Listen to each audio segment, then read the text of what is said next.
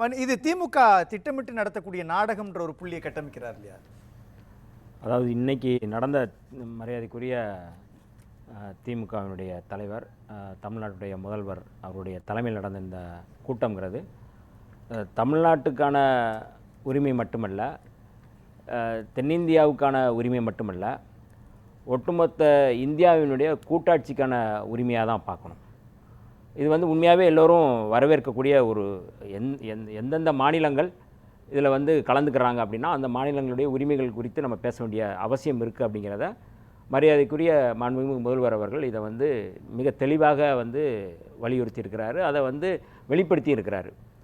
இது ஏதோ திமுகவுக்கான பிரச்சனை அல்லது தமிழ்நாட்டுக்கான பிரச்சனை அப்படிங்கிற மாதிரி இன்றைக்கி பாஜகவினர் அவங்கவுங்க வீட்டுக்கு முன்னாடி நின்றுக்கிட்டு கருப்பு கொடியாக கருப்பு சட்டையை போட்டு அவங்க போராட்டம் நடத்தியிருக்கிறது ஒரு தமிழின விரோத போக்காக தான் பார்க்குறோம். அவங்க ஒன்று மிஸ் பண்ணிட்டாங்க. அவங்க வீட்டுக்கு முன்னாடி சாட்டையால் அடிச்சிருந்துருக்கணும், அது கொஞ்சம் மிஸ் பண்ணிட்டாங்க. அதை அடிச்சிருந்தால் இன்னும் கொஞ்சம் நல்லா இருந்திருக்கும். அது அண்ணாமலைக்கு யாரும் சொல்லலையா என்னன்னு தெரில. ஏன்னா அவ்வளவு மோசமான ஒரு வன்மத்தோடு ஒரு கேலிக்கூத்தோடு இந்த போராட்டத்தை ஏன்னா அன்றைக்கி கொரோனா காலத்தில் யாரோ வீட்டு முன்னாடி நின்று போராட்டம் நடத்தணும், இன்றைக்கி கொரோனா இல்லை. அப்போ இதெல்லாம் ஒரு ஒரு ஒரு நாடகம், இதுதான் நாடகம். ஆனால் திமுக தலைமையில் இன்றைக்கி இது முன்னெடுத்திருக்கிறாங்க அப்படின்னா, இதற்கு முன்பு மாண்புமிகு கலைஞர் அவர்கள் 1969 இது குறித்து மாநில சுயாட்சி குறித்து அவர் பேசுகிறாரு. தமிழ்நாட்டுக்கு அல்லது எல்லா மாநிலங்களுக்கு தேசிய இனங்களுக்கான கொடிகள் தனியாக வேணும் அப்படின்னு சொல்லி அன்றைக்கி வலியுறுத்தும் பொழுது அன்றைக்கி அது மறுக்கப்பட்டு கடைசியாக 1969 தான் தேசிய கொடி ஏற்றுவதற்கான உரிமையை மாண்புமிகு அன்னைக்கு கலைஞர் அவர்கள் அதை பெற்றுக் கொடுத்தார்.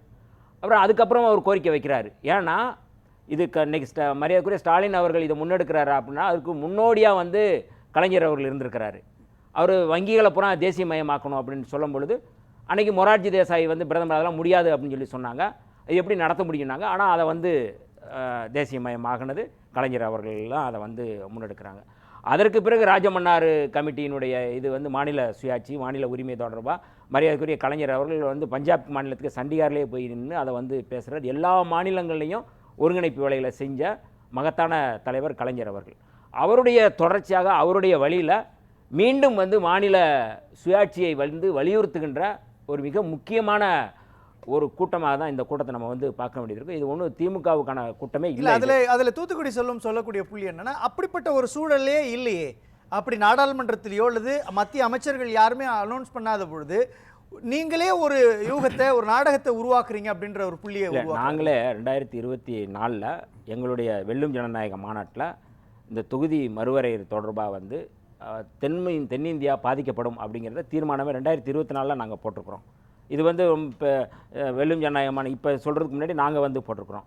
சரி, நாங்கள் தான் ஒரு கூட்டணியில் இருக்கிறோம் அல்லது இது குறித்து ஒரு ஐயப்பாட்டில் நாங்கள் சொல்கிறோம் அப்படின்னா 2003 இன்றைக்கி இருக்கிற பிரதமர் இதாக நீங்கள் இந்தியாவுடைய தலைமை அமைச்சராக இருக்கக்கூடிய மோடி அவர்கள் அன்னைக்கு குஜராத்தில் முதலமைச்சராக இருந்தார். அவர் தெலுங்கானா பகுதியில் பிரச்சாரம் செய்யும் பொழுது அவரே வெளிப்படையாக அக்டோபர் மாதம் அவரே பரப்புரையில் சொல்கிறாரு, தென்னிந்தியாவில் இந்த பாதிப்பு உருவாகும் அப்படின்னு அவரே சொல்லியிருக்கிறாரு. அப்போ முன்னுக்கு பின் முரணா அமித்ஷா ஒன்று சொல்கிறாரு, அதெல்லாம் எந்த பாதிப்பு இருக்காது, அதாவது இல்லைன்னு சொல்லலை, பாதிப்பு இருக்காதுன்னு சொல்கிறாரு. அப்புறம் இருக்குன்னு தானே அர்த்தம். இது வெளிப்படையாக தொகுதி 1971 அதிலிருந்து நீங்கள் கணக்கு பண்ணி 25 ஆண்டுகள் இப்போ நீங்கள் கரெக்டாக 26 வருது, 26 அதுக்கான வாய்ப்புகள் இருக்குது அப்படிங்கிற அடிப்படையில் தான் நம்ம பேசுகிறோம். நாடாளுமன்றத்திலேயோ மரியாதைக்குரிய நாடாளுமன்ற உறுப்பினர் அருண் நேரு அவர்கள் இருக்கிறாங்க. நாடாளுமன்றத்தில் இது குறித்து என்ன உத்தரவாதம் கொடுத்துருக்குறாங்க அவர் தெளிவுபடுத்தியிருக்கிறாரு. நாடாளுமன்றத்தில் பிரதமரோ இல்லை பிரதமர் சார்பாக உள்துறை அமைச்சரோ இல்லை அப்படிங்கிறது ஏதாவது அப்படி ஒரு அம்சம் இருந்தாங்கன்னா அவங்க உறுதிப்படுத்தலாம். இதில் கோயம்புத்தூர் பொதுக்கூட்டத்தில் அதை பேசுகிறாரு.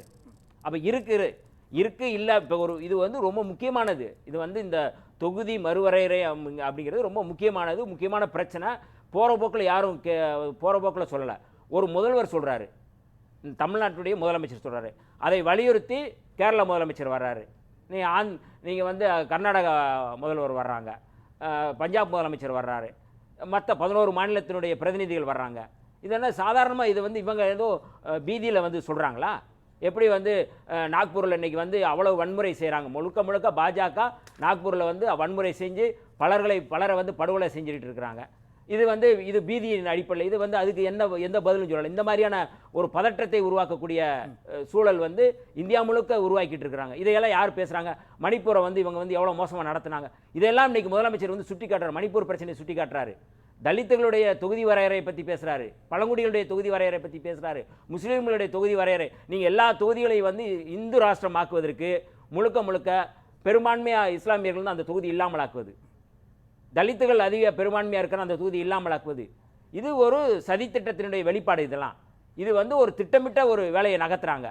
இதை வந்து கேள்வி இதுல எங்க இந்து ராஷ்டிரம்ன்ற ஒரு புள்ளியை லாஜிக்கா நீங்க செட் பண்ணுவீங்க? இல்லை, ஏன் நீ இஸ்லாமியர்கள் நிறுத்த முடியாத அளவு தொகுதியை பார்ப்பாங்க, தலித்துகள் வந்து வெற்றி பெற முடியாத அளவுக்கு தொகுதியை வந்து அவங்க வந்து சிதைப்பாங்க, பழங்குடிகளுக்கான தொகுதியை சிதைப்பாங்க. இதெல்லாம் அவங்களுடைய அஜெண்டா.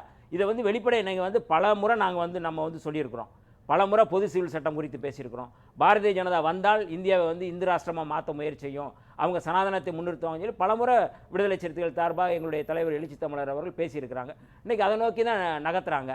எந்த அடிப்படையில் இல்லைன்னு எங்கே அவங்க மறுக்க முடியும்? எந்த அடிப்படையில் அவங்க வந்து பேசுகிறாங்க? அப்போ தனி தொகுதியெல்லாம் குறைக்கப்படும், இஸ்லாமியர்கள் இருக்கக்கூடிய தொகுதியெல்லாம் பொது தொகுதிக்குள்ள வச்சு அவங்க சிறுபான்மையை மாற்றுவாங்களா? இப்போ வந்து இஸ்லாமியர்களுக்கு இங்கே வாழ்வதற்கான அச்சுறுத்தல் இங்கே இருக்கா இல்லையா? தலித்துகளுக்கான அச்சுறுத்தல் இருக்குதா இல்லையா? இல்லைன்னு இவங்க சொல்லிட முடியுமா? இன்றைக்கி என்ன நடந்துக்கிட்டு இருக்கு மணிப்பூர்லேயும் நாக்பூர்லேயும்? அவ்வளோ இப்போ ஒரு மாநிலத்தில், மகாராஷ்டிராங்கிற மாநிலம், அந்த மாநிலத்தில் பாஜக ஆட்சிக்கு வந்த உடனே அங்கே வந்து எப்படி வந்து அந்த மாநிலத்தை வந்து ஒரு வன்முறை மாநிலமாக மாற்றுவதற்கு என்ன மாதிரியான முயற்சி நடக்குது அப்படிங்கிறது ஒற்றை உதாரணம் மகாராஷ்டிரா. அதே தான் இந்தியா முழுக்க அவங்க வந்து முயற்சி பண்ணுறாங்க, தமிழ்நாட்டில் முயற்சி பண்ணுறாங்க. அப்போ தமிழ்நாட்டில் இன்றைக்கி வந்து ஒரு காப்பரனாக, இன்றைக்கி வந்து சமூக நீதி தொடர்பாக இருக்கிற ஒரு காப்பரனாக இருக்கக்கூடிய ஒரு அணி அப்படிங்கிறது திமுக தலைமையிலான இந்த மதசார்பற்ற முற்போக்கு கூட்டணி. கருத்தியல் ரீதியாகவும், வெறும் வந்து கூட்டணியாக மட்டும் இல்லை, கருத்தியல் ரீதியாகவும் பாஜகவை எதிர்கொள்ளக்கூடிய, நீங்கள் வந்து என்னென்னமோ அவங்க வந்து வேலை பார்க்குறாங்க, என்னென்னமோ அவதூறுகள் பரப்புரைகளை செய்கிறாங்க, ஆனால் எதுவுமே வந்து அதையெல்லாம் பொருட்படுத்தாமல் உண்மையை வந்து நீங்கள் வந்து மக்கள்கிட்ட வந்து வெளிப்படுத்தக்கூடிய ஒரு மிக முக்கியமான பிரச்சனை இந்த பிரச்சனை. அதை இன்றைக்கி வந்து மாண்புமிகு முதல்வர் அவர்கள் தெளிவுபடுத்தியிருக்கிறாங்க. இந்த தொகுதி வரையறை அப்படிங்கிறது இந்தியாவுக்கான பிரச்சனை, கூட்டாட்சிக்கான பிரச்சனை. இதை வந்து இவங்க பூசிமொழி கொஞ்சம் கொஞ்சமாக அதை மாற்ற முயற்சி செய்கிறது தான் வந்து பெரிய ஆபத்தாக இருக்குது. ஜனநாயகத்துக்கு ஆபத்து அப்படிங்கிறத நம்ம சுட்டி பேசலாம்.